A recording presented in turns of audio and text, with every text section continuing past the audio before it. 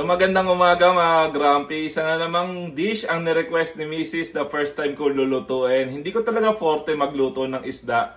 Pero dahil gusto niya, wala akong magagawa kundi gawin na lang ito. So ang lulutuin ko ngayon ay sinigang na tilapia sa bayabas. So tara, simulan na natin magluto. So hindi naman tayo kagalingan magluto kaya gawin lang natin simple to. So una, ilagay natin ang 3 tasang tubig.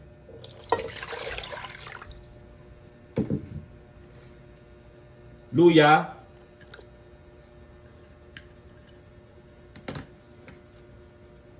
sibuyas,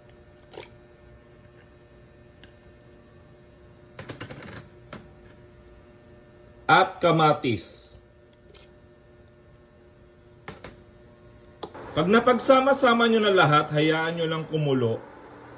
Kaya pag kumukulo na siya ng ganyan, mga ka-grumpy, pwede nyo nang ilagay ang tilapia.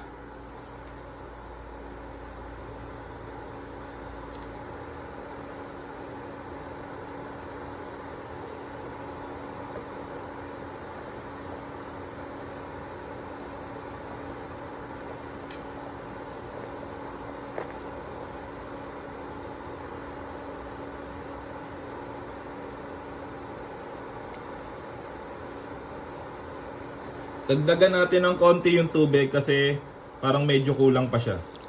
Tapos hinaan nyo ng konti yung apoy or yung init at takpan ng 10 minuto or hanggang sa maluto yung isda. Yan mga ka-grumpy, mukhang maluluto na yung ating isda. So pwede natin ilagay yung ating sikretong pampalasa. Mamasitas sinigang sa bayabas mix. So Mamasita, baka naman.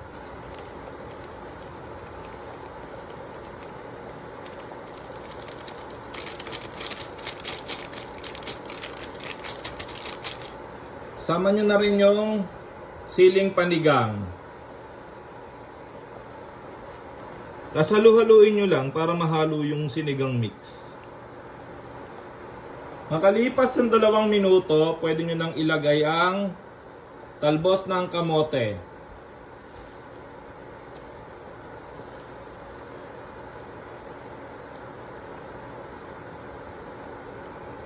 Takpan nyo. Patayin ang init at hayaan nyo yung residual heat ng sabaw yung lumuto doon sa talbos ng kamote. So ayun na nga, naluto na yung dish natin mga ka-grumpy. Hintayin nyo mamaya kung magugustuhan ni Mrs. ang aking niluto na first time ko talagang ginawa. Kung ano man yung magiging reaction niya, abangan nyo na lang. Ito na yung finished product mga ka-grumpy, yung aking version ng sinigang na tilapia sa bayabas. Tara, kain tayo. So mga ka-grumpy, nandito na tayo sa paboritong portion ni Mrs. at sa portion na kung saan ako'y laging kinakabahan, tikiman time! So tikman mo na? Ito talaga paborito ko eh. Sinigang sa bayabas na tilapia. Ever since gusto ko to, lagi ko nire-request sa lola ko to.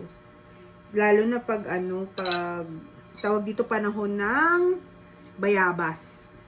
Kasi gustong gusto ko. Pero yung ibang tao ayaw amoy ng bayabas kasi amoy putok daw. Pero ako gustong gusto ko. Pero ito alam ko powder, no? Ah, powder lang na to, yan. no? Hindi na to yung tunay. Kasi ang hirap na ngayon maghanap ng bayabas. O, tikman na natin.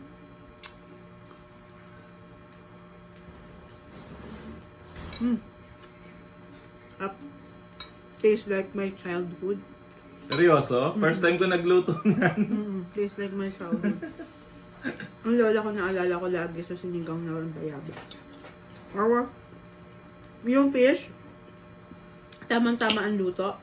Yung talbos ng kamote mukhang lamog, pero hindi siya lamog. Tamang-tama lang.